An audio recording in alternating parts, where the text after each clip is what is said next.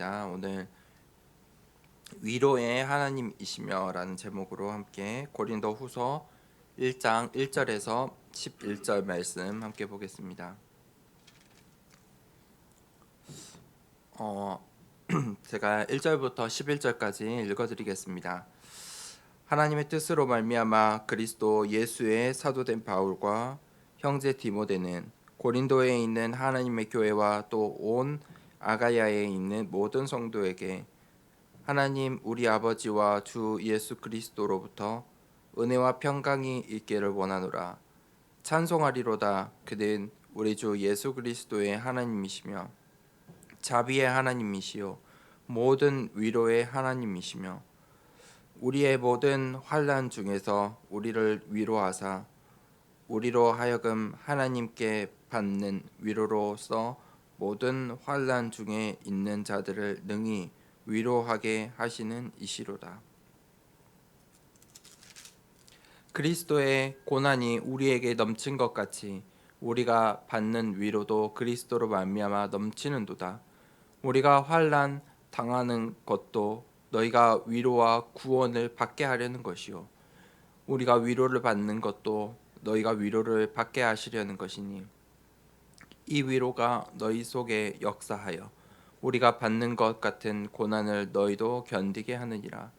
너희를 위한 우리의 소망이 견고함은 너희가 고난에 참여하는 자가 된 것 같이 위로에도 그러할 줄을 알미라. 형제들아 우리가 아시아에서 당한 환난을 너희가 모르기를 원하지 아니하노니 힘에 겹도록 심한 고난을 당하여 살 소망까지 끊어지고 우리는 우리 자신이 사형 선고를 받은 줄을 알았으니 이는 우리로 자기를 의지하지 말고 오직 죽은 자를 다시 살리시는 하나님만 의지하게 하심이라. 그가 이같이 큰 사망에서 우리를 건지셨고 또 건지실 것이며 이후에도 건지시기를 그에게 바라노라. 너희도 우리를 위하여 간구함으로 도우라. 이는 우리가 많은 사람의 기도로 얻은 은사로 말미암아 많은 사람이 우리를 위하여 감사하게 하려 함이라. 아멘.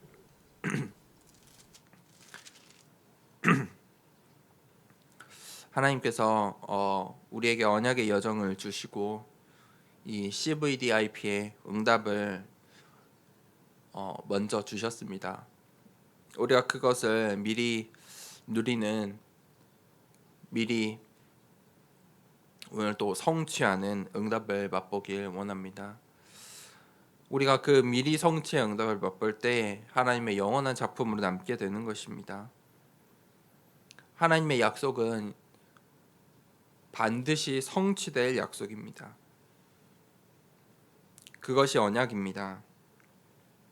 사람의 약속은 금세 사라질 것들입니다. 일시적이고 한계가 있습니다. 하나님의 약속은 반드시 그것이 성취될 때까지 유효합니다. 그것이 언약입니다. 언약은 반드시 성취됩니다. 그 언약을 그 미래를 본다면 우리가 답을 가질 수 있는 것입니다. 오늘이라는 우리가 시간 속에 반드시 성취될 그 언약이라는 미래를 본다면 우리가 하나님을 바라볼 수 있습니다. 하지만 우리가 그 답을 찾지 못한다면 그 미래에 대한 답이 없다면 결국 나 중심으로 무너질 수밖에 없습니다. 이 나 중심적인 생각에 미래를 보지 못하게 되는 것입니다. 왜 미래를 갈등하고 고민하고 그것에 어려움을 느낍니까? 나 중심 속에 아직 있기 때문입니다. 미래를 향하신 하나님의 언약, 그 언약의 여정을 미리 성취를 누린다며 하나님께서 하실 일, 그것들을 미리 본다며 걱정할 것이 없는 것입니다. 그래서 우리가 말씀 속에 있는 나를 발견해야 됩니다. 언약의 여정 속에 있는 나를 찾아내야 합니다. 그리고 답을 내려야 하는 것입니다. 그런데 그 답이 없으면 사람들이 그 답을 찾지 못해서 분쟁을 하는 것입니다. 답이 없으면 자기의 주장을 하게 되어 있습니다. 그 미래를 하나님의 언약의 여정 속에서 미래를 보지 못하면 나중심적인 주장을 하게 되어 있습니다.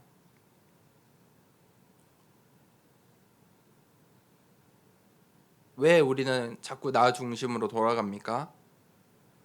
그것이 우리의 각인 뿌리 체질이기 때문입니다. 자연스러운 것이기 때문입니다. 당연한 것이기 때문입니다. 그래서 우리가 이 CVDIP의 응답을 받지 못하면 자연스럽게 나 중심으로 돌아가는 것입니다. 우리가 오늘 말씀을 통해서 그 각인 뿌리 체질된 것을 확인하고 점검하고 바꾸는 응답을 받아야겠습니다. 그것이 우리가 누려야 할 미리 맛볼 이 미리의 응답들입니다. 그 CBDIP를 우리가 걸어가야겠습니다. 첫 번째 대제입니다. 오늘 이 고린도 후서를 이제 시작합니다. 고린도 후서는 이 바울이 고린도 전서는 에베소 지역에서 사역을 하면서 편지를 썼지요.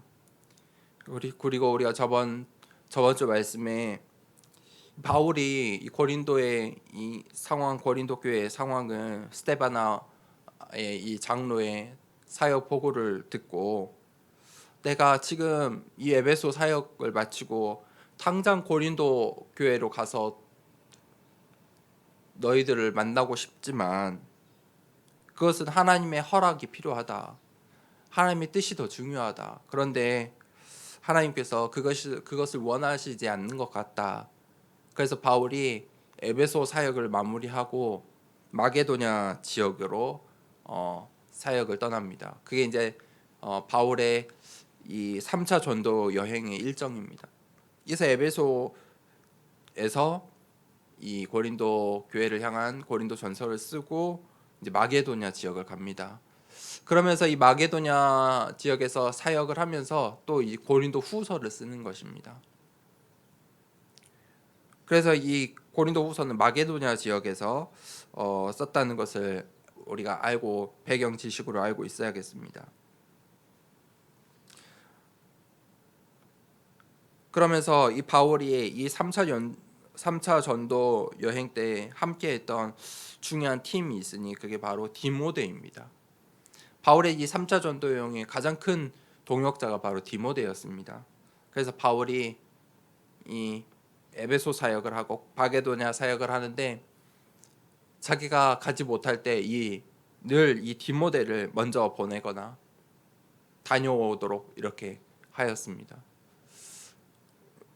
바울이 그를 형제라고 표현할 만큼 또 아들이라고 표현했고 또 바울이 가장 의지했던 동역자가 또 디모데이기도 합니다. 오늘 이 첫 번째 대지는 하나님의 뜻으로 말미암아. 바울이 이 1절에서 2절에 보면 이 베드로 후서를 시작하는데 이렇게 시작하는 것입니다. 하나님의 뜻으로 말미암아 그리스도 예수의 사도된 바울과 형제 디모데는 고린도에 있는 하나님의 교회와 또 온 아가야에 있는 모든 성도에게 하나님 우리 아버지와 주 예수 그리스도로부터 은혜와 평강이 있기를 원하노라. 하나님의 뜻으로 말미암아. 이게 바울의 신앙입니다. 무슨 말입니까? 신앙의 우선순위를 말합니다. 바울에게 있어 이 신앙의 우선순위의 제일 첫 순위는 항상 하나님의 뜻이었습니다. 하나님의 뜻과 섭리. 그가 이 사역을 위해서는 고린도 교회 사역을 위해서는 당장 에베소 지역의 사역을 마치고 고린도 교회로 가야 합니다. 그것이 맞습니다. 인간적인 생각으로 맞는 것이죠. 고린도 교회를 중요하기 때문에 그 교회에 다시 돌아가서 고린도 교회를 살펴보는 것이 너무나도 당연한 것인데 그는 주께서 허락하시면, 내 마음은 당장이라도 달려가고 싶지만 하나님의 뜻이 더 중요하다. 그렇게 하나님의 뜻과 섭리를 늘 최우선으로 질문하였다는 것입니다. 그러니 바울이 성령의 인도받는 그 성령의 인도로 말미암아 결국은 하나님이 가장 원하시는 로마로 향하게 되는 것입니다. 바울의 수많은 전도팀들이 있었습니다. 그런데 그들은 다 자기의 욕심, 자기의 신앙생활 우선순위에 따라 늘 낙오했습니다. 바울만이 이 3차 전도 여행을 마치고 결국 하나님이 가장 원하시는 이 로마로 향하게 되는 것입니다.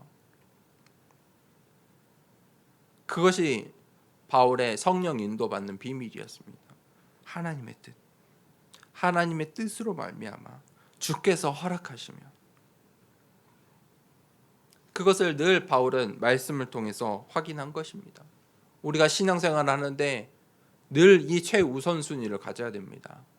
하나님의 말씀을 통해서 늘 확인하셔야 됩니다. 이게 하나님의 뜻인가? 이것이 하나님께서 허락하신 하나님의 뜻인가? 바울의 말대로 주께서 허락하시면 하나님의 뜻으로 말미암아 그것을 늘 우리가 최우선순위로 삼아야 하는 것입니다. 이 하나님의 뜻과 섭리를 최우선순위로 삼을 때 바울이 그것에 순종하였습니다.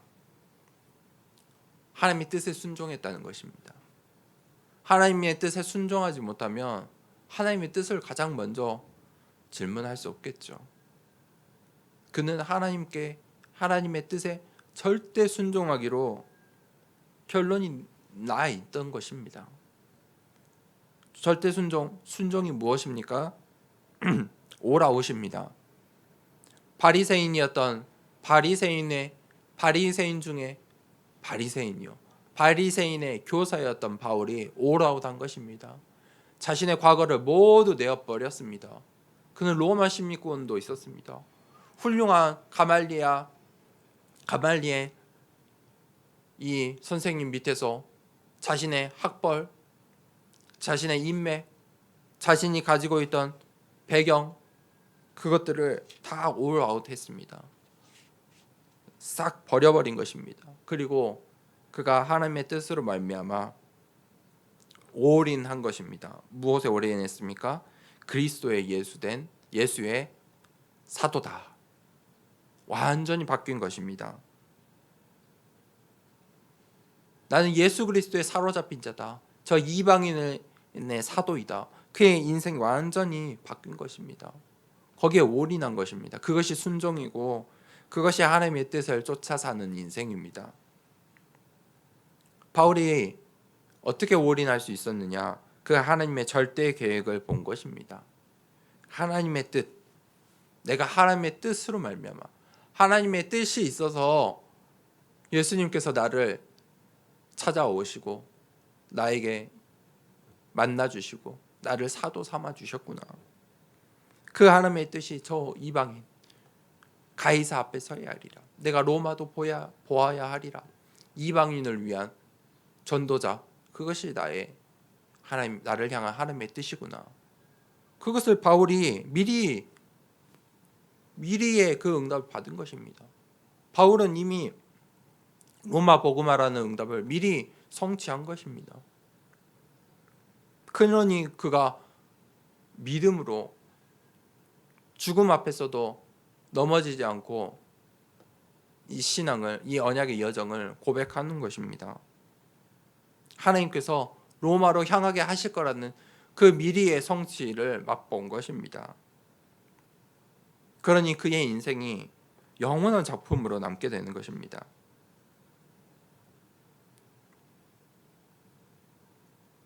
바울이 이렇게 이야기하는 것은 내가 나의 뜻으로, 나의 의지로 사도가 된 것이 아니다 라는 것을 이야기하고 있는 것입니다. 왜 바울이 이렇게 자신의 사도된 내가 예수 그리스도의 사도라고 이렇게 편지 첫 시작에 기록을 합니까? 이 고린도 교회 성도들은 당시의 철학과 이성으로 가득 차 있었습니다. 아직 바뀌지 않는 것이죠. 그러니 다른 12사도들은 예수님께 제자들 12사도들은 분명한데 너는 도대체 너가 사도된 것을 어떻게 증명하느냐. 그래서 바도의 이 사도성을 부인하고 공격했다는 것입니다. 서류가 있느냐 이렇게 공격한 것입니다. 증거가 있느냐. 완전히 세상의 지혜와 철학으로 이 인간적인 논리들의 너무 당연한 진실과 사실 속에 이 고린도 교회는 빠져 있었다는 것입니다. 그러니 하나님의 말씀은 듣지 못하고 다른 것이 보이는 것입니다. 맞냐 틀리냐, 해야 하냐 말아야 하느냐, 엉뚱한 곳으로 그들의 시선이 가 있었다는 것입니다.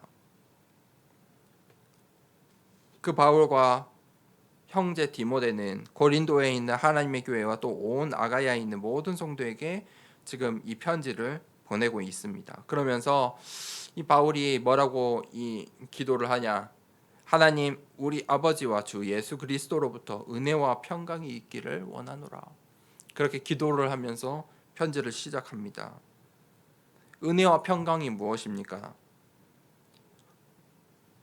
불순종 가운데 있는 사람은 절대 이 은혜와 평강을 맛볼 수가 없습니다. 오직의 답이 없는 사람은 은혜와 평강을 맛볼 수가 없습니다. 오늘 고린도 교회 성도들이 오직하지 못하고 불순종 가운데 있었기 때문에 그 은혜와 평강이 사라져 버린 것입니다. 은혜와 평강이 사라지면 어떻게 됩니까? 분쟁하게 되어 있습니다. 다툴 수밖에 없는 것입니다. 세상과 다퉈야 하고 교회 안에서도 다퉈야 하고 다툴 것이 많습니다. 싸울 것이 많아요. 그런데 은혜는 무엇입니까? 은혜는요, 절대 불가능한 존재임을, 나의 이 각인뿌리 체질이 절대 불가능 속에 있음을 인정하는 것입니다. 하나님, 저는 죄인입니다. 바울이 그렇게 완전히 무릎 꿇은 것입니다. 그때 하나님께서 주시는 축복이 절대 가능 그 은혜입니다. 그 우리가 순종 속으로 들어가야 하는 것입니다. 사실 우리는 이미 그 은혜를 받은 자입니다. 우리가 이미 받았기 때문에, 그 은혜를 받았기 때문에 이 자리에 예배 드릴 수 있는 것입니다. 우리가 그 은혜를 다시 깨닫고 확인하는 것입니다. 그때 평강이 주어집니다. 평강은 평화입니다. 영어로는 peace입니다. 평화, 평강. 걱정이 없다는 것입니다. 평안한 곳이라는 것입니다. 안전하고 쉴 수 있는 곳. 그것이 바로 평강입니다.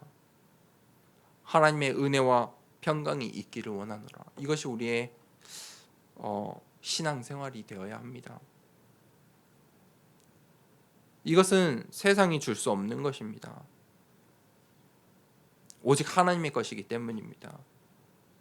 정말 은혜와 평강이 있는 신앙생활, 그 속으로, 그 언약의 여정 속으로 들어가길 원합니다.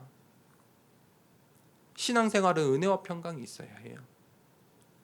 그렇지 않으면 고린도 교회 성도들처럼 이 세상과 이 세상의 정치와 경제와 또 교회 안에서도 서로 팔을 이루고 파당을 이루고 서로 싸우고 맞니 틀리니 그렇게 싸울 수밖에 없어요. 바울이 그래서 이야기하는 거지요. 은혜와 평강이 있기를 원한다. 어떤 신앙생활을 하시겠습니까? 하나님의 뜻으로 말미암아 하나님의 뜻을 강구하고 그것에 순종하고 정말 은혜와 평강이 있는 신앙생활을 하길 원합니다. 두 번째 대지입니다. 우리 하나님은 위로의 하나님입니다. 그게 3절에서 7절입니다. 찬송하리로다. 그는 우리 주 예수 그리스도의 아버지시요 자비의 아버지시요 모든 위로의 아버지이시며. 신앙생활을 어떻게 해야 됩니까? 신앙생활의 방법에 대한 질문입니다. 우리가 어떤 하나님을 믿습니까? 사람들이 물어보면 여러분 어떻게 대답하겠습니까? 어떤 하나님을 믿습니까? 당신이 믿는 하나님은 어떤 분이십니까? 우리가 믿는 하나님은 성경에 기록되어 있는 하나님입니다. 성경에 기록된 하나님을 믿는 것입니다. 내가 믿고 싶은 하나님, 내가 원하는 어떤 하나님, 내가 만들어낸 내 머릿속에 내가 의지하고 싶은 하나님이 아니라 성경에 있는 하나님을 우리가 믿는 것입니다.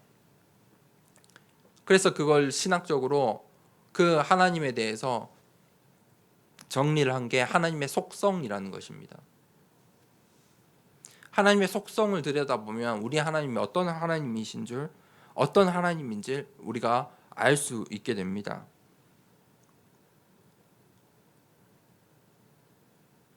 그 하나님을 우리가 믿는 것이 신앙인데 그 신앙의 방법이 중요합니다. 어떠한 이유로 신앙을 가지느냐, 어떠한 방법, 내 신앙생활을 어떻게 하느냐.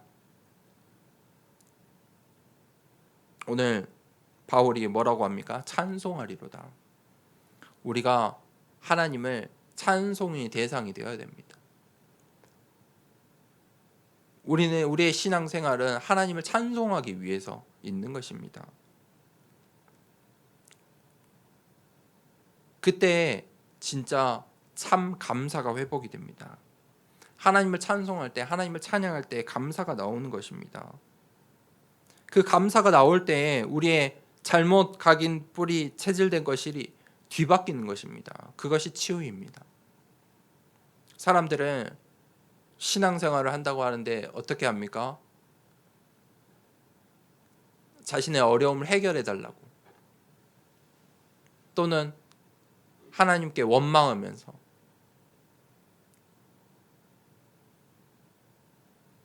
그렇게 신앙생활을 합니다. 또는 하나님을 두려워하면서, 또 어떤 이들은 하나님을 가볍게 여겨 필요할 때만 찾기도 하죠. 진짜 하나님이 원하시는 신앙생활은 뭐냐? 하나님을 찬양하는 거예요. 진짜 우리의 신앙생활을 바르게 하는 우리의 모습은 바로 감사가 나오는 거예요. 그게 신앙생활을 잘하고 있다, 그거예요.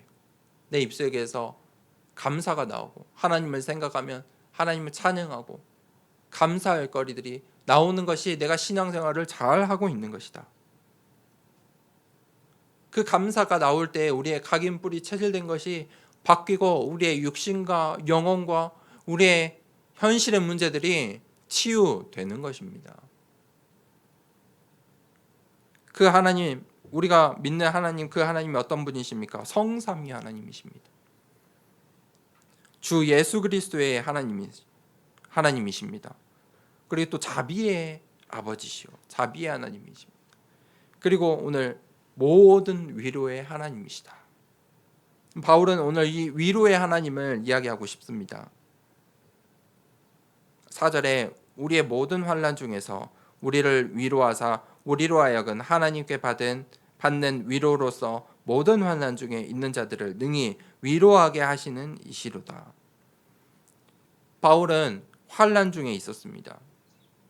또 고린도 교회가 환난 중에 있었는데 환난 중에서 우리를 위로하시는 분, 그분이 하나님이시다.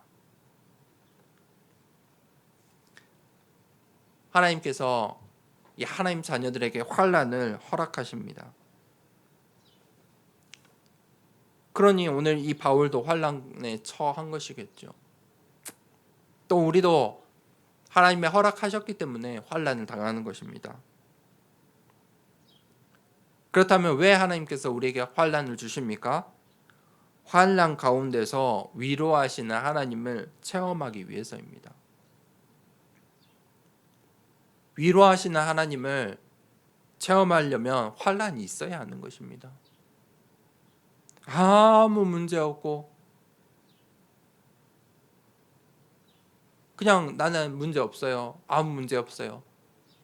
그런 사람은요, 위로의 하나님을 체험할 수가 없는 거예요. 그런데 환난을 당해서 위로하시는 하나님을 체험했다.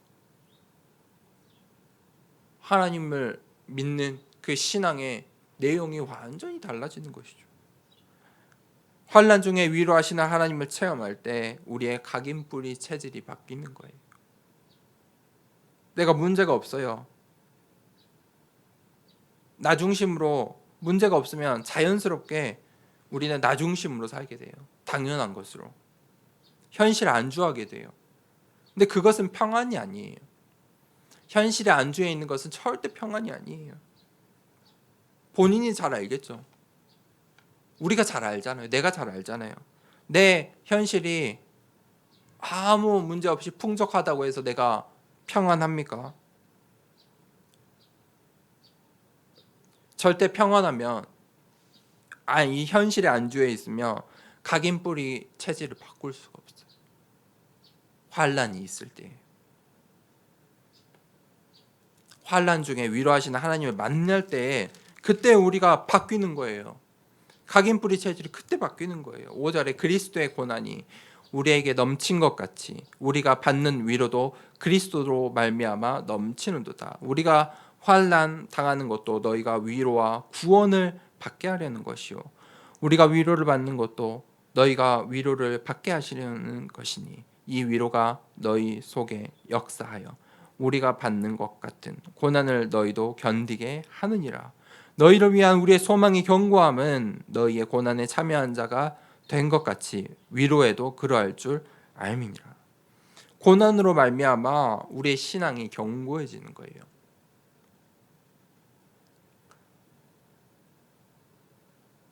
신앙이 연약한 자,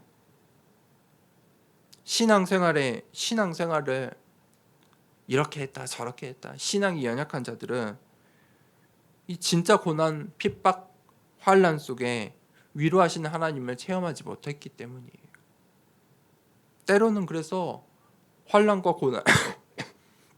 고난이 필요한 것이죠. 왜 그렇습니까? 예수 그리스도의 고난에 우리가 참여함으로 구원을 얻을 수 있기 때문입니다. 오늘 바울은 뭐라고 했습니까? 위로와 구원을 받게 하려는 것이다. 환난은 이 6절에 보면 우리가 환난을 당하는 것도 너희가 위로와 구원을 받게 하려는 것이다. 구원을 받게, 우리의 영혼의 구원을 위해서 환난을 주신다. 하나님께서 우리의 영혼이 살아나기 위해서, 영원한 생명을 위해서 환난을 주셔서 위로하시고 구원을 주신다는 것입니다. 그래서 많은 사람들이 신앙생활을 하는데 고난 속에서, 문제 속에서 왕창 망해가지고 하나님 앞에 오는 것입니다. 하나님의 섭리예요. 교회에 왜 망한 사람, 실패한 사람이 옵니까? 그게 하나님의 섭리예요. 위로의 하나님, 그 위로의 하나님을 만나고 구원을 얻기 위해서, 그게 하나님의 섭리라는 거예요. 또 사람이 그렇게 연약한 거예요.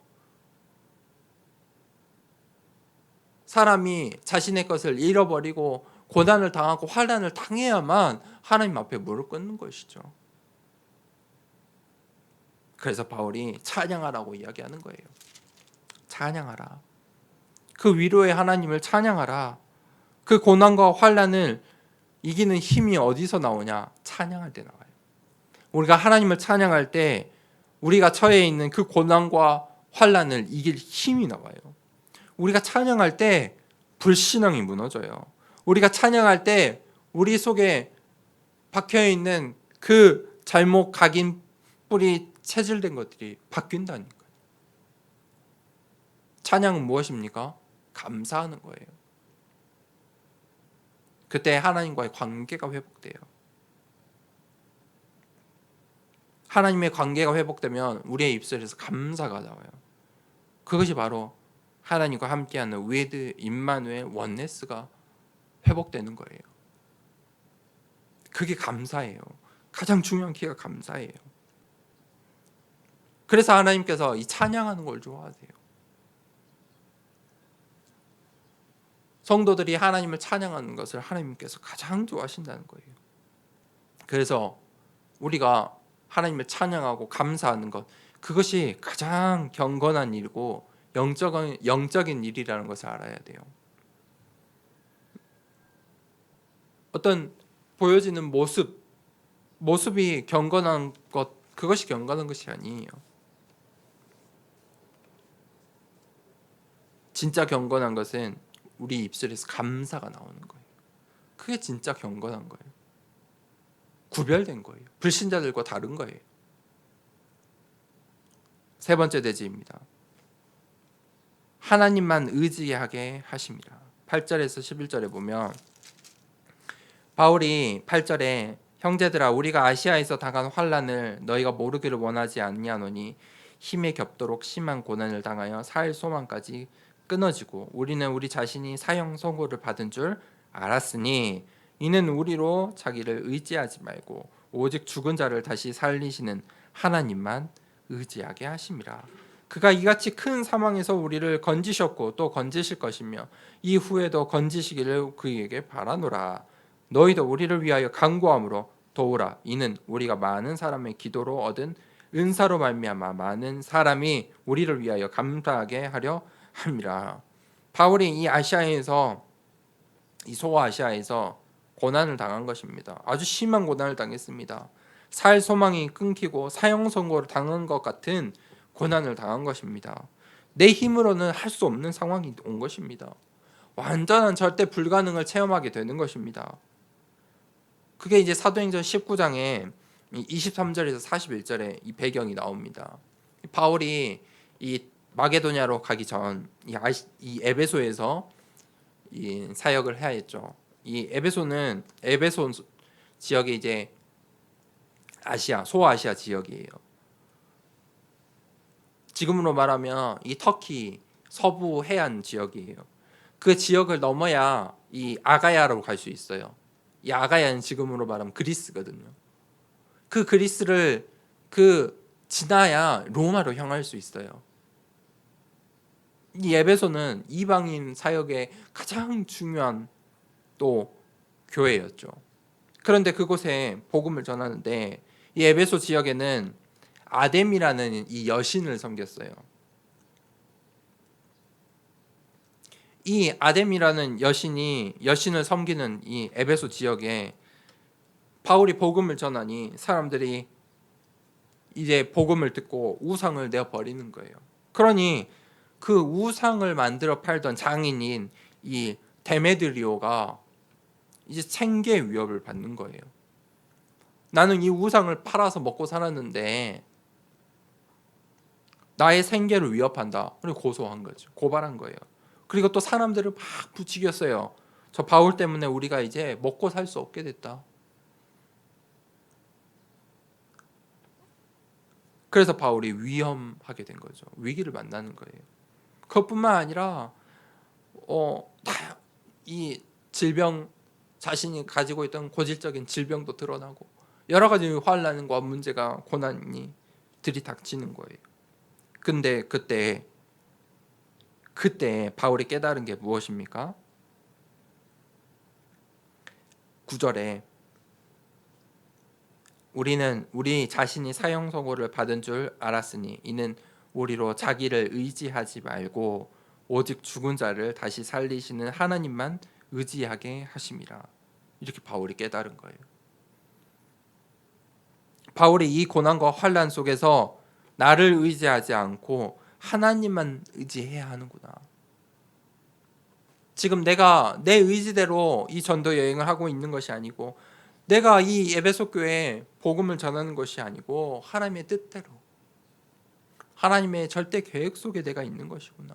하나님만 해야 하는 것이구나. 그것을 깨달은 것입니다.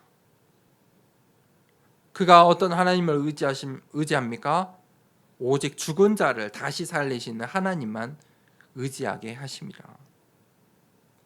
세상 사람들은 세상 의지예요. 이 아데미 여신, 이 우상을 의지하고 있어요.